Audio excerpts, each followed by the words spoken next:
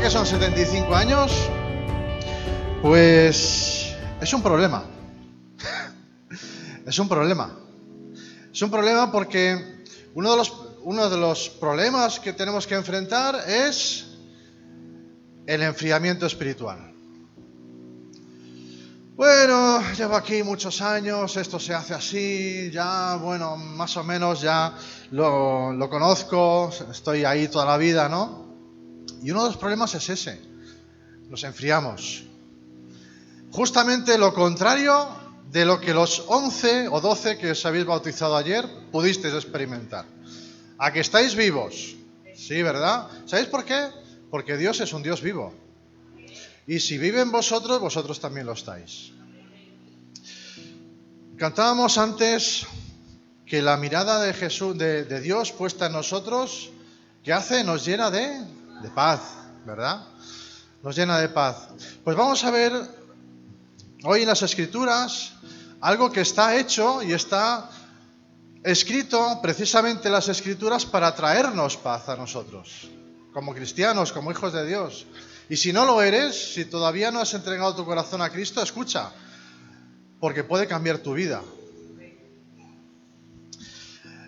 Ayer estuvimos como familia en Sinzo de Limia, en una representación, unas fiestas que hacen allí, que son la Festa do Esquecemento, la fiesta del olvido.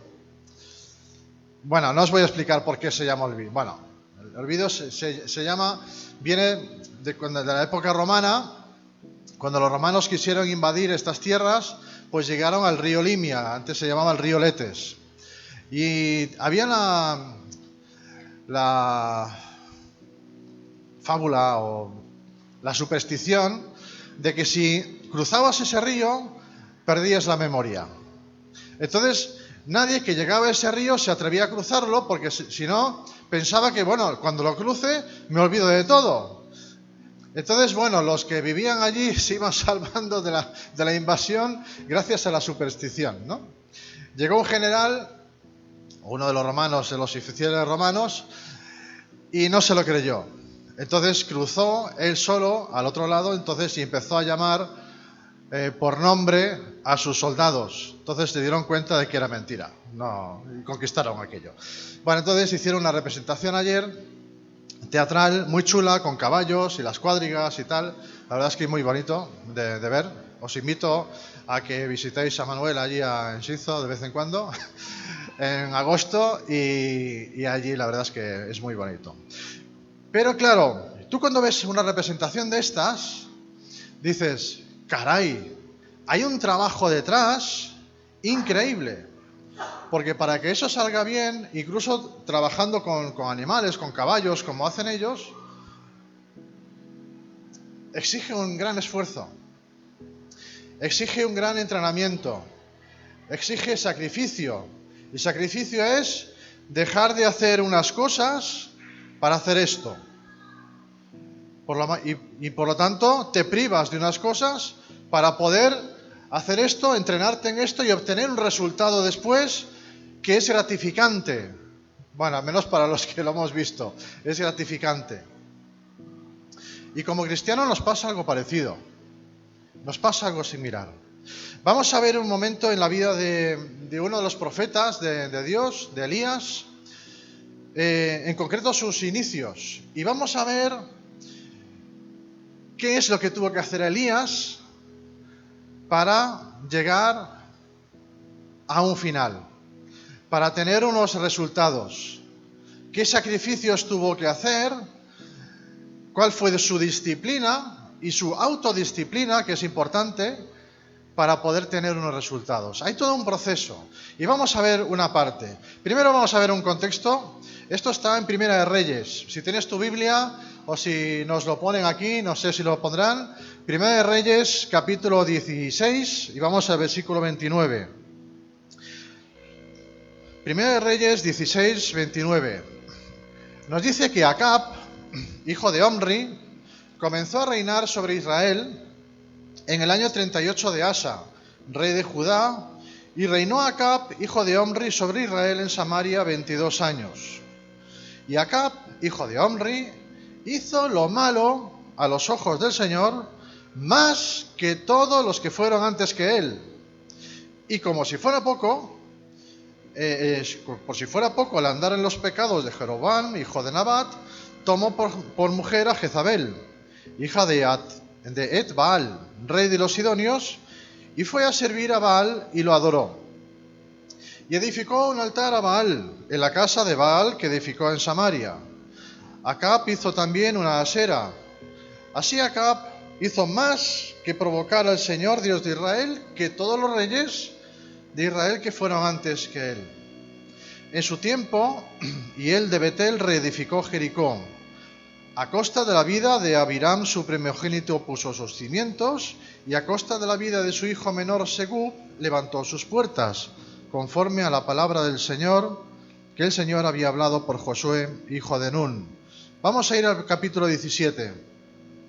Entonces Elías, aquí aparece Elías, tisbita, que era de los moradores de Galaad, dijo a Acab: vive el Señor, Dios de Israel, delante de quien estoy, que ciertamente no habrá rocío ni lluvia en estos años, sino por la palabra de mi boca.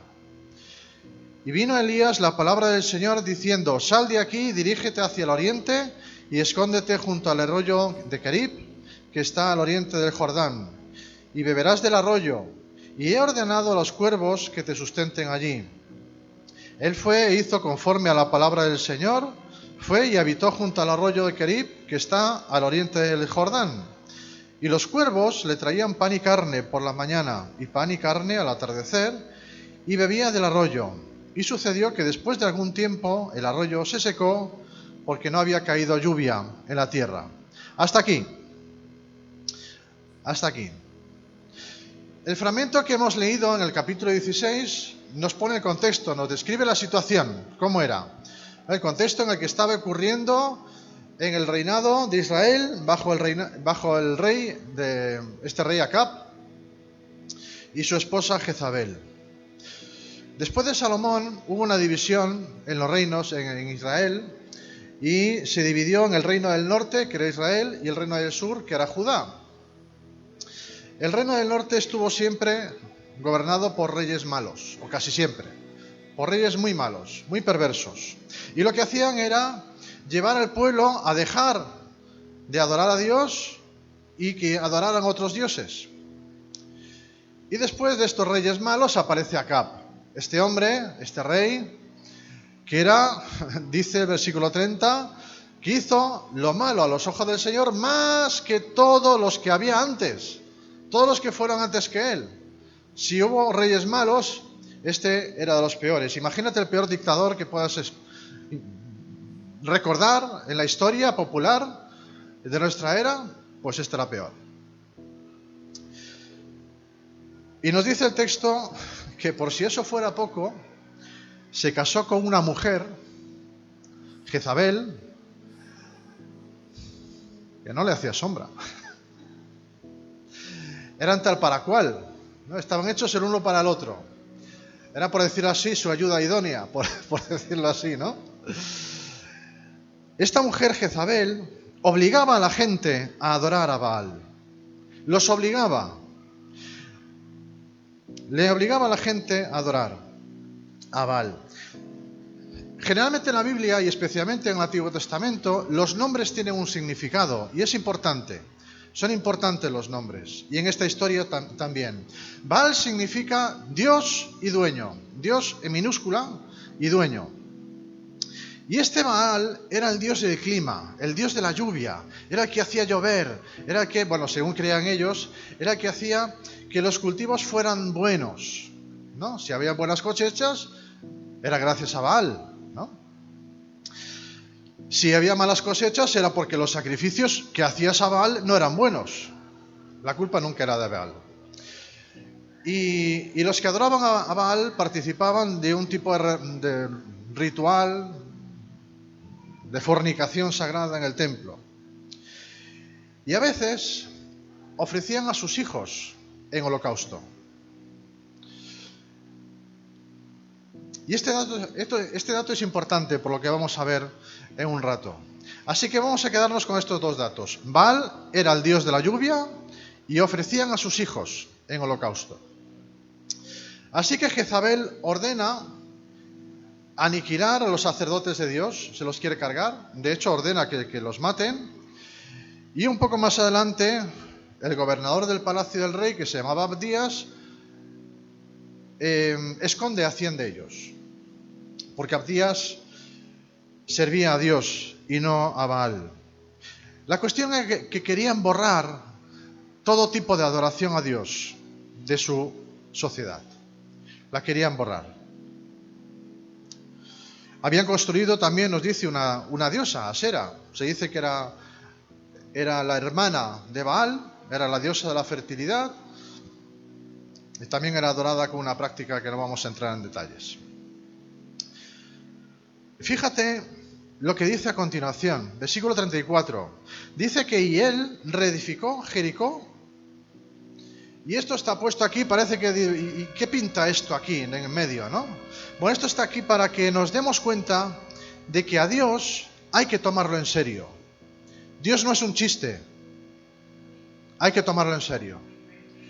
Y lo que dice aquí, fíjate, en el versículo 34. 500 años antes de esto, Dios dio la victoria a Israel sobre Jericó. ¿Os acordáis de la historia que empezó a dar vueltas el pueblo de Israel tocando la trompeta? Sí, y al final los muros cayeron. Bueno, pues hay una cosa que Dios dice a través de Josué, y lo vemos en Josué 6:26. Dice, maldito sea, cuidado, maldito sea en la presencia del Señor el que se atreva a reconstruir esta ciudad. Hablaba de Jericó. ¿Y cuál es la maldición?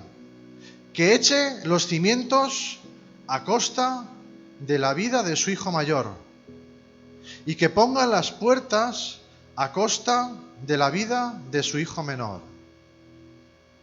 Esto es una maldición de Dios a través de Josué. Lo que yo he destruido, no tienes derecho a volver a reconstruirlo. Y ahora, 500 años después, fíjate, versículo 34. Y él de Betel reedifica Jericó. ¿Y cómo lo hace? A costa de la vida de su primogénito. Y nos dice el nombre, para que sepamos que es cierto. Abiram pone los cimientos. Y a costa de su hijo pequeño, Segub, levantó sus puertas. Conforme a la palabra que el Señor había hablado a través de Josué. 500 años después se cumple. A Dios hay que tomarlo en serio. ¿Se cumplen sus bendiciones? Sí. Las maldiciones también. Bueno, después excavaciones arqueológicas han encontrado una práctica que se podría traducir como sacrificios de cimientos, en los cuales los niños eran enterrados, no se sabe si con vida o no, en los cimientos de los edificios. Bueno, este es el panorama, este es el contexto de lo que está ocurriendo ahí. No es nada fácil, ¿eh? No es nada fácil de digerir, ponerte en la situación de esa sociedad. Difícil. Después tenemos, un poco más adelante, se nos dice que había un remanente, había 7.000 personas que no habían doblado su rodilla ante Baal, más esos 100 que Abdías escondió en su casa. Tenemos 7.100 personas que seguían fielmente a Dios, que no habían doblado su rodilla ante Baal, ante una sociedad que se había apartado de Dios, unos mandatarios que habían llevado al pueblo a alejarse de Dios, que no querían saber nada de Él, personas que habían apartado a Dios de la sociedad, absolutamente del todo, lo habían arrinconado, no queremos saber nada de Dios. Personas que se entregaban a rituales totalmente ilógicos, fuera de toda lógica, irracionales, sin ningún sentido. Una sociedad que había decidido apartar a Dios de todas las esferas. Una sociedad igual que la nuestra. ¿Qué ha cambiado? Nada. Bueno, a ver, nosotros no echamos a los niños a los cimientos, ¿no? ¿Seguro? No sacrificamos y aplastamos a nuestros infantes, a la infancia de nuestros hijos, bajo los cimientos de una nueva sociedad. No es tan diferente. Lo único que ahora tenemos algo que llamamos derechos humanos, ¿no? Hay que respetarlos. Pero nosotros decidimos quiénes son los humanos que tienen derechos. Si un niño viene con un cromosoma alterado, me puedo deshacer de él. Es legal.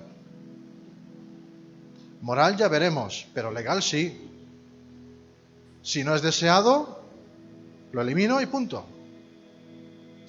Las personas mayores, ¿qué? ¿Nos estorban?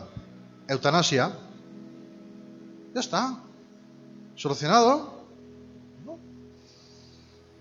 No es una sociedad tan diferente a la de ACAP, la nuestra. ¿Te has fijado? ¿Cómo se va repitiendo los ciclos? Pero llegamos al capítulo 17. El capítulo 17 empieza diciendo, entonces ocurre algo que va a cambiar o va a pasar en la historia que va a marcar una diferencia con lo anterior. Tenemos una sociedad hecha polvo, pero ahora pasa algo. Elías le dice a Acab, vive el Señor, Dios de Israel, delante de quien estoy, que ciertamente no habrá rocío ni lluvia en estos años, sino por la palabra de mi boca. En esos momentos, en un momento de oscuridad en esa sociedad, en el que impera el paganismo y en el que la gente está lejos de Dios, en ese momento Dios aparece. Muestra su gracia y su misericordia a la gente que estaba lejos de Dios. Envía un mensajero con un mensaje. Un mensaje que contrasta con la situación actual. Es totalmente diferente. Rompe los moldes. Vosotros ayer cuando os bautizasteis, rompisteis los moldes de la sociedad. Sois diferentes. Totalmente distintos. Lucháis contra corriente. Y en Dios envía a un mensajero que lucha contra corriente.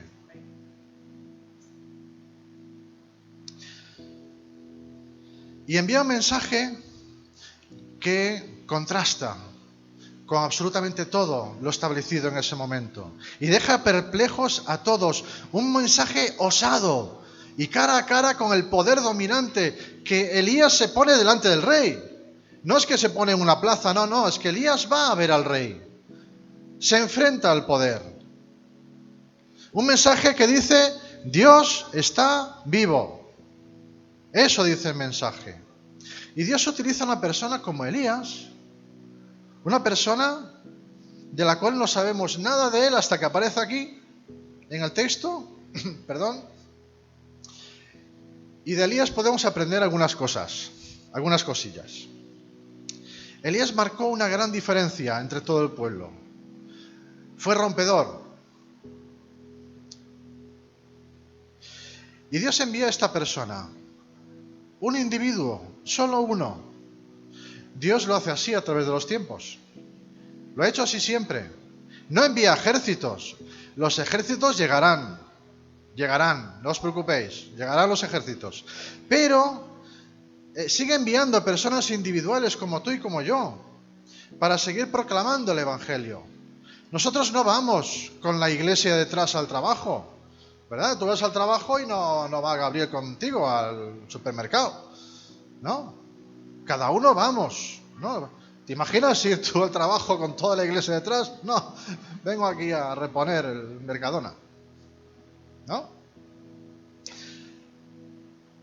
Dios tiene a su iglesia para llevar su mensaje. No es tanto la idea de que Dios tiene una misión para su iglesia, sino de que tiene una iglesia para su misión. Y ahí estás tú, y estoy yo, claro.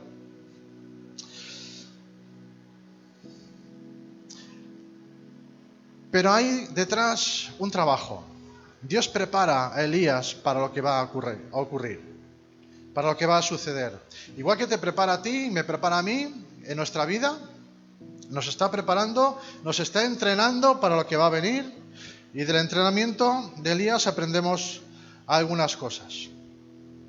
Bueno, de Elías no sabemos prácticamente nada, simplemente que venía era morador de Galaad, allí había pastores de rebaños y poco más. Sabemos que por historia, sabemos que eran personas rudas, acostumbradas al trabajo duro y poco más sabemos de eso. Eran personas fuertes.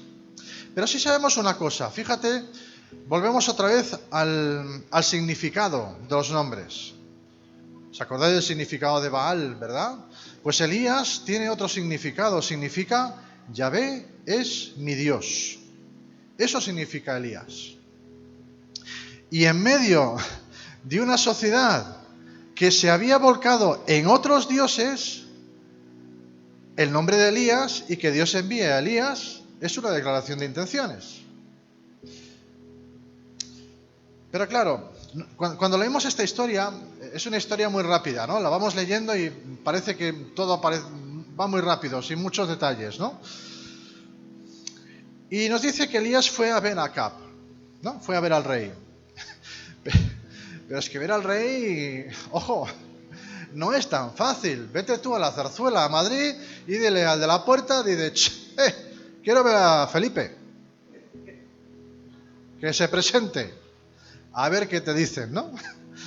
A ver cómo te ponen. No es tan fácil presentarse ante el rey. No lo es ahora y tampoco lo era antes. De hecho, antes, en muchas culturas, acordaos, por ejemplo, de la historia de Esther.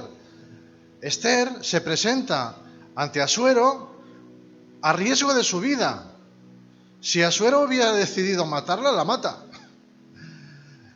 Y Elías va a ver a Acab, al rey, se presenta ante el rey. Lo más probable era que no saliera vivo de allí.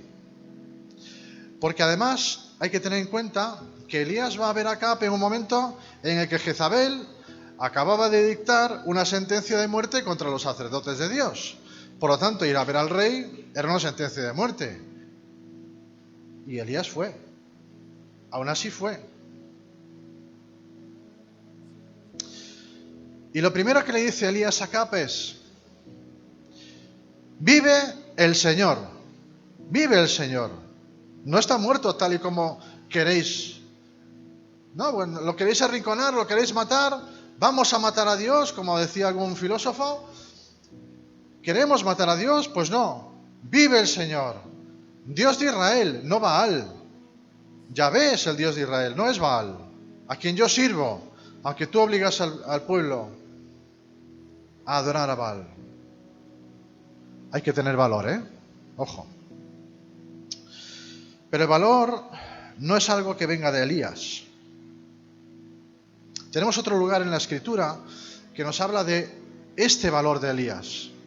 En el Nuevo Testamento, en Santiago 5, dice, Santiago 5:17, dice: Elías era un hombre de pasiones semejantes a las nuestras.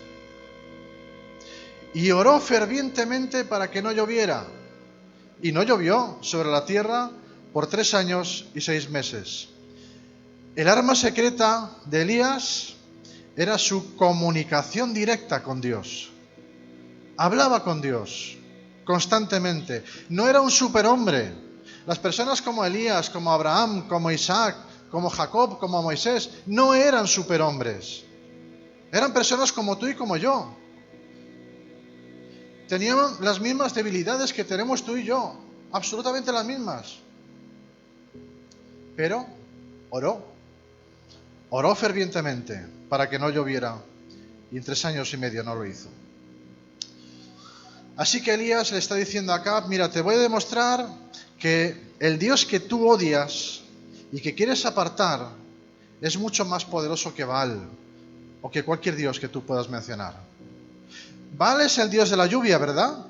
¿A que sí? Bueno, pues el Dios al que yo sirvo hará que deje de llover. A ver cómo se lo explicas a Baal. Díselo, a Baal. Dile que mi Dios va a hacer que no llueva. Y no volverá a hacerlo hasta que yo lo diga.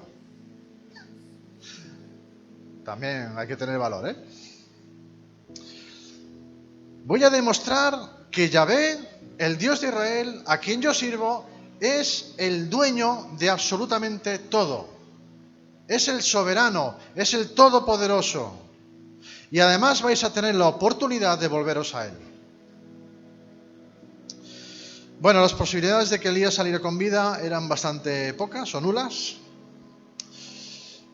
Pero aún así fue. Y de hecho, todo lo que vemos en Elías es sobrenatural. En esta historia todo es sobrenatural. Y aprendió a depender de Dios sin reservas.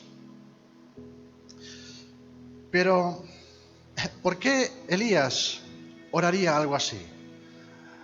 ¿Por qué diría, bueno, que no llueva en ningún sitio? Que la sequía le iba a afectar a él también, a los suyos, a su familia, a sus amigos. De hecho, si vemos un poco más adelante en el capítulo 18, el rey Acab sale desesperado a buscar pozos de agua para darle de beber a los animales porque se quedaban sin comida. Todos sufrieron la sequía. Entonces, ¿por qué orar de esa manera? Sería mejor para Elías otro tipo de oración, ¿no? Una oración con condiciones. Bueno, Señor, que no llueva allí donde están ellos los malos, pero aquí, donde estamos nosotros, aquí que llueva, ¿no? Porque así también pueden ellos ver que sobre los justos sí que llueve y sobre los injustos no. ¿No? Dices, bueno, tendría cierto sentido, ¿no? ¿Se parece mucho a nuestras oraciones? ¿Oraciones con condiciones? No los pensamos así, pero lo pensamos. La cuestión de Elías era que la gloria de Dios iba primero. Eso era lo más importante. La gloria de Dios va primero. Y lo sabía porque estaba en contacto con Dios permanentemente. Y la secuencia de los acontecimientos del relato nos lo deja claro. Dios no le cuenta los planes a Elías. Le va diciendo poco a poco dónde tiene que ir. Mira, ahora haz esto, te voy a llevar ahora a otro sitio. Todo en esta historia es sobrenatural. Es milagroso, absolutamente todo. Incluso el mensaje que le da a Acab es sobrenatural. Porque uno no le habla así al rey. No, si está en sus cabales. No le habla así al rey. Imagínate que tienes que ir a ver a alguien muy poderoso y le tienes que decir que lo que está haciendo lo está haciendo mal, ¿no? Hay clases para esto, ¿no? Tú vas a una gran empresa, recursos humanos, te explican cómo dirigirte a una persona para decirle que le está haciendo las cosas mal, que hay que mejorar. Hay maneras de comunicarse, ¿no? La diplomacia está para algo. Bueno, Elías se perdió esa clase. No hay diplomacia, ¿vale? El mensaje es directo, sin rodeos, sin anestesia. Vive Yahvé, Dios de Israel, a quien sirvo. El Señor es el soberano. Él es el soberano, no tú, ni mucho menos Baal. Dios Israel real está vivo, no es un trozo de madera. Dios está vivo, tus dioses no lo están. Bueno, el mensaje era que no habría lluvia. Y eso era terrible para la gente. Imagínate que aquí está 3 años y medio sin llover. A ti se te acaba el trabajo. El secular, El espiritual no. Imagínate, 3 años y medio sin llover. ¿Qué pasaría? En una sociedad agraria y ganadera. No hay cultivos. No hay carne. No hay leche. No hay cereales. Nada. Nada de nada de nada de nada. Pero el problema no es solo la falta de agua. Hay otro problema peor todavía. Sino que Aquella sociedad se había fundado en torno a Baal. Todo era en torno a Baal. Baal era el dios de la lluvia. En el momento en que dejara de llover, Baal se cae. Y todos los fundamentos de esa sociedad se caen. Ese rey y esa reina que habían fundado su reino sobre Baal se cae. Eran unos mentirosos. Eso era un gran problema para una sociedad. Y la sociedad tendría que preguntarse si realmente ese Dios era quien realmente decían ser o había alguien mayor.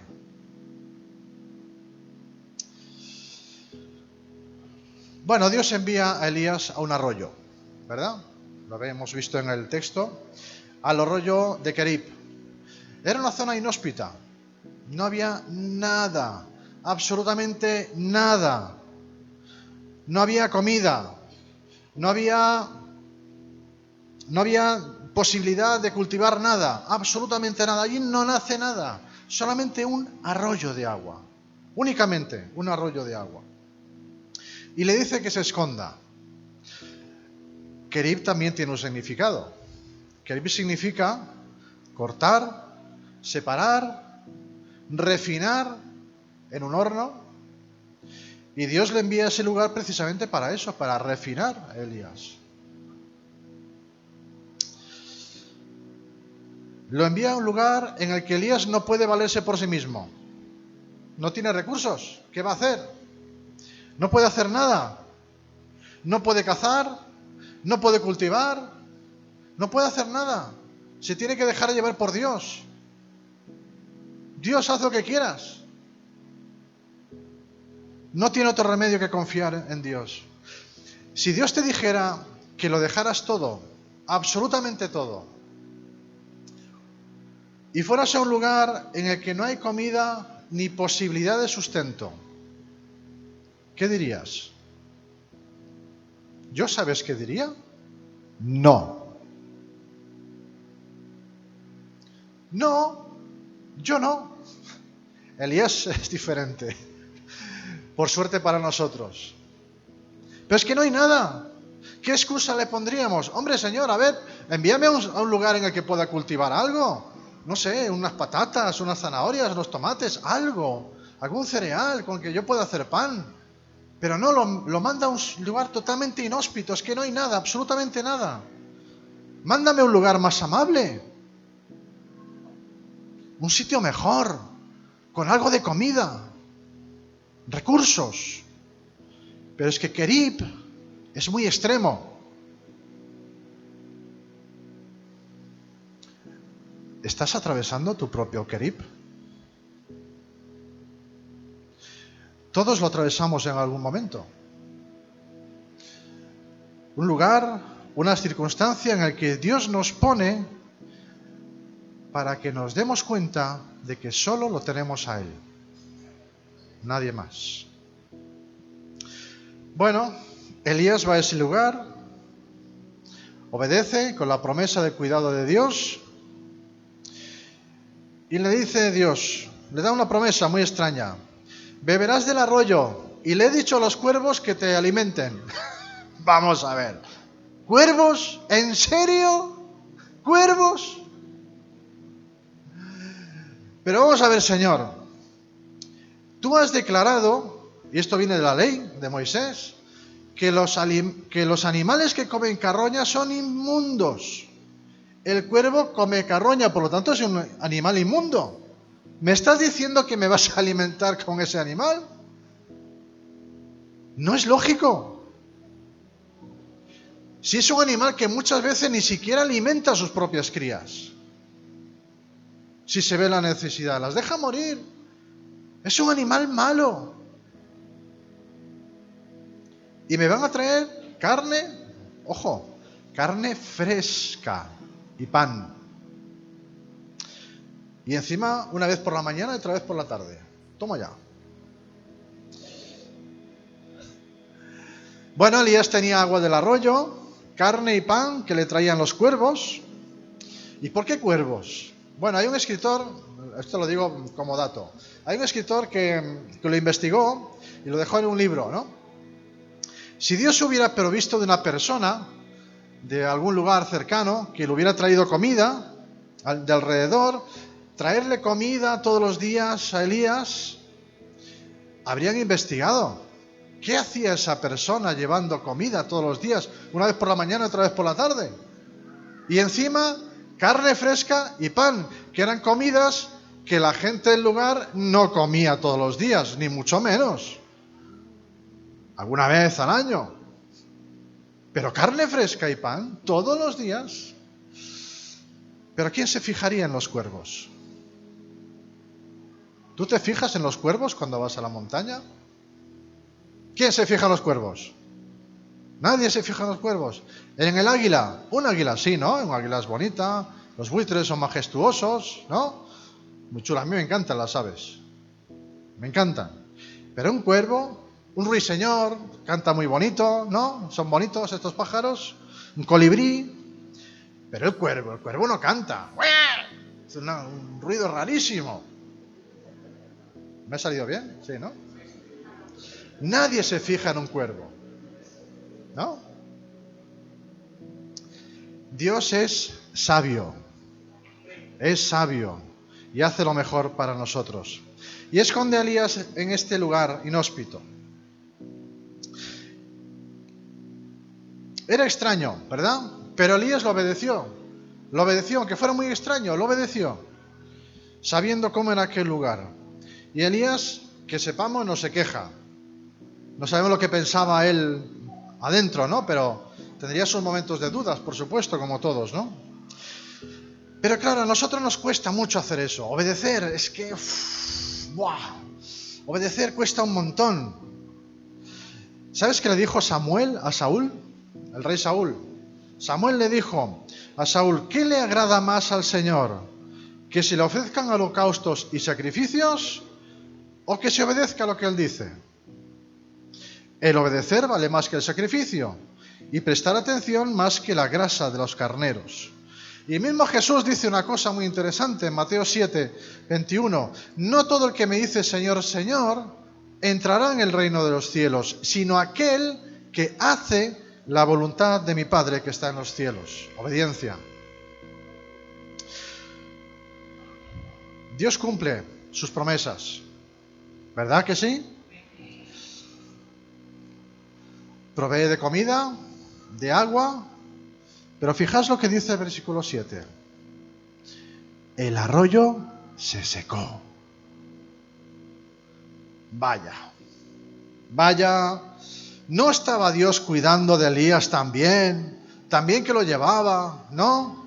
Dándole agua, carne fresca, pan, todo de forma sobrenatural. ¿Por qué Dios deja que se seque el arroyo? Cosa más rara, ¿no? Bueno, Dios estaba trabajando con Elías. Y cuando lo hace con nosotros, permite que algunos arroyos se sequen. En nuestra vida también. Nada es estable. Nada dura para siempre. Porque forma parte del mismo mundo que rechaza a Dios de manera continua. Tuvo que ser duro para Elías ver cómo poco a poco se iba secando ese arroyo. Fue menguando la cantidad de agua hasta que un día se seca. Es la vida misma. Hoy tenemos trabajo, mañana no. Hoy tenemos amigos, mañana nos abandonan. Hoy tenemos salud, mañana no. Hoy tenemos a los seres queridos con nosotros, mañana ya no están. Es la vida. Dios no solo permite que pasemos por situaciones difíciles para darnos cuenta de lo transitorio de esta vida, sino para que aprendamos a descansar en Él. Y ojo lo que voy a decir, descansar en Él y no en los beneficios que Él nos da. Nos encanta recibir cosas de Dios, nos encanta, porque recibimos cosas gratis. Gratis no hay nada. Ese gratis que tú recibas a alguien le cuesta algo. Pero no nos gusta pasar por el proceso que conlleva obediencia. No nos gusta ese proceso. No nos gusta porque la obediencia a veces duele. Duele porque nos rompe nuestro orgullo, nuestra autosuficiencia. Tenemos que reconocer que no podemos hacerlo, que eso es superior a nosotros y que solos no podemos afrontar esa situación.